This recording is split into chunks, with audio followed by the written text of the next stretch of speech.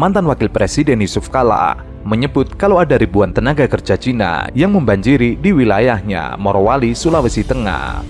Hal itu membantah pernyataan Menko Kemaritiman dan Investasi Luhut Binsar Panjaitan bahwa tidak ada tenaga dari Cina membanjiri wilayah Indonesia. Hal itu ia ungkapkan dalam talkshow bersama Andi F. Noya. Yusuf Kala ada puluhan ribu tenaga kerja di Morowali. Andi pun membalas, hati-hati nanti dibantah oleh Menko Marves. Lalu ia mengatakan, alah semua orang tahu, begitu banyak saya jadi saksi, kan itu daerah saya. Yusuf Kala mengaku prihatin sebab tenaga kerja dari Cina bukanlah tenaga ahli, tapi tenaga rendahan. Ia mengatakan, prinsipnya kalau ada investor asing ada untung. Pertama pajak, kedua tenaga kerja, kemudian alih atau transfer teknologi.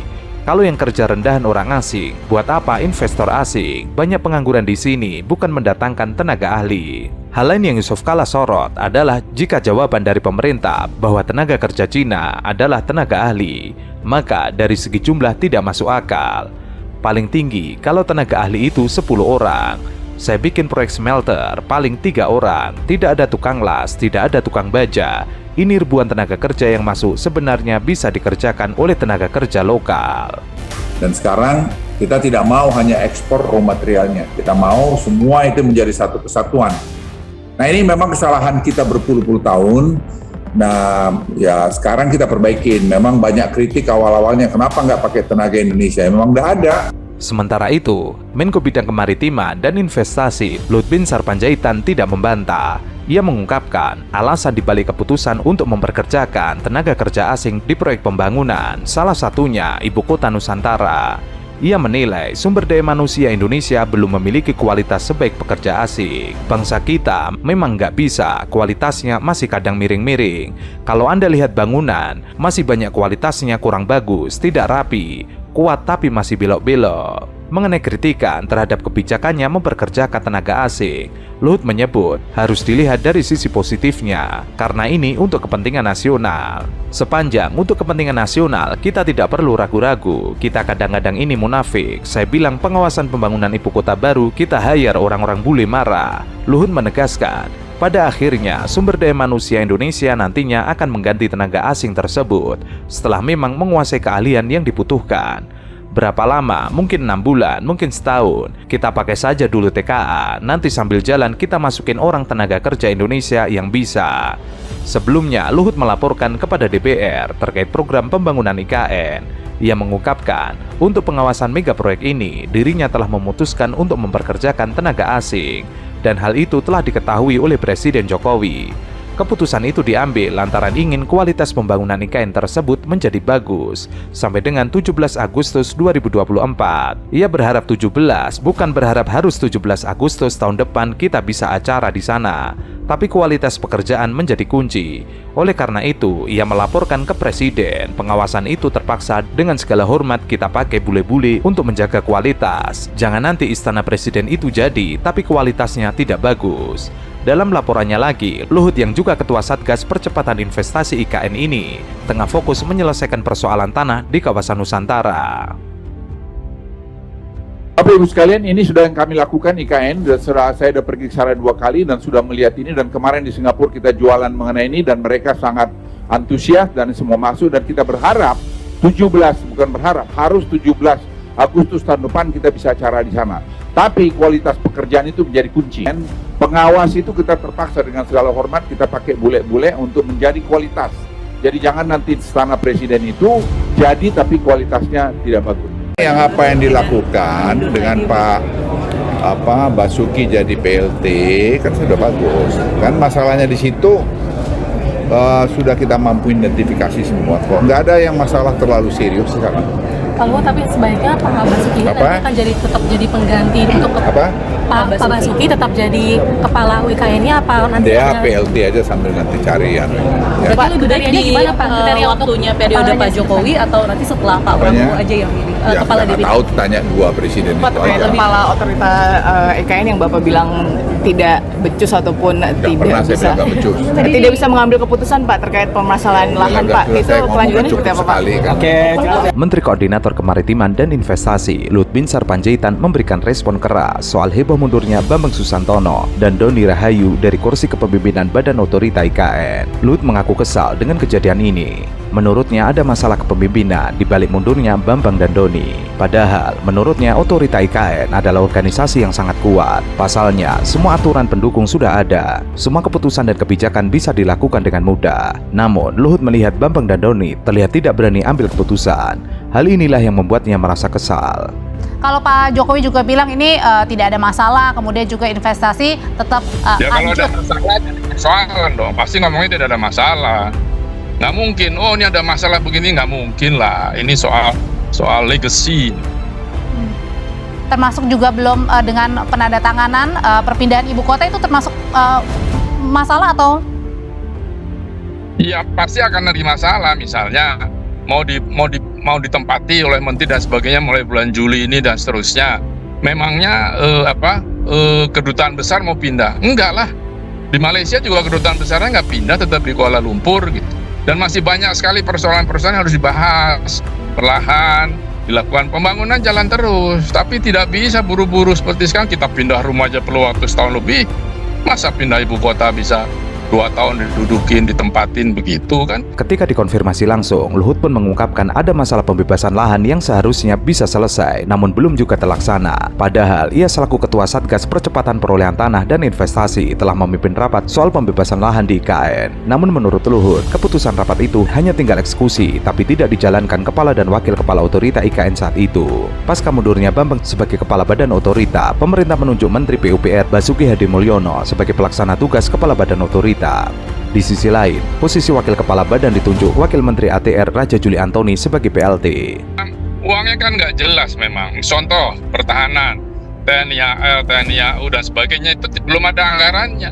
Tapi Coba Pak Luhut dicek. bilang nggak ada yang masalah kok. Ya Pak Luhut kan selalu bilang begitu, nggak heran lah. Gitu. Yang penting sekarang buka-bukaan saja. Di mana masalahnya? Menurut saya ada masalah pembiayaan di situ, ada masalah pembebasan tanah di situ. Karena saya jumpa dengan ahli waris dari Kesultanan yang mengatakan bahwa tanah mereka diserobot, dipaksa pindah. Itu tanah kita secara ulayat, secara adat itu tanah dia. Ada buktinya dari pemerintah Hindia Belanda dan sebagainya. Jadi tanah itu belum beres. Waktu itu kan mau diusir tuh. Di kilometer berapa itu mau diusir karena 7 kepala keluarga atau bagaimana lupa saya. Itu kan rame, saya bilang nggak bisa begitu. Kalau ngusir-usir gitu tuh model developer kan, waktu itu wakil ketuanya dari developer. Itu nggak bisa begitu, harus pakai cara-cara birokrasi yang biasa dilakukan oleh PUPR. Masalah lahan di IKN pun menjadi pekerjaan rumah bagi Basuki. Hal itu diakui sendiri oleh Basuki. Salah satunya adalah soal penanganan dampak sosial kemasyarakatan di IKN untuk pembebasan lahan bermasalah seluas 2086 hektar. Lahan tersebut bermasalah dengan penduduk lokal di IKN. Ia buka-bukaan, ada potensi juga otorita IKN akan memindahkan proyek dari tanah yang bermasalah dengan warga. Meski begitu, penyelesaian masalah tetap menjadi prioritas agar proyek bisa dibangun di tanah yang bermasalah tersebut. Basuki mengatakan, arahan Presiden Jokowi mengutamakan kepentingan masyarakat. Bila masyarakat menerima tanahnya digunakan, maka akan direlokasi dan diberikan ganti rugi. Bila tidak ada kesepakatan, bisa jadi otorita IKN mengalihkan lokasi pembangunannya. Nah ini yang semua serba gelap di situ. Jadi bangun. Presiden kan maunya cepat. Nanti upacara, akhirnya upacara separuh kan costly itu. Nah jadi maksud saya janganlah cepat-cepat gitu. Satu-satu karena tanahnya kan juga tanah di Kalimantan itu spesifik, dia sangat lembek, tanah lempung gitu. Dan itu berbahaya untuk konstruksi. Saya atas saran dari beberapa ahli konstruksi yang kita diskusikan, itu nggak bisa main tanam-tanam gitu. Katanya sudah pakai teknologi, ya oke, tapi ini kan alam.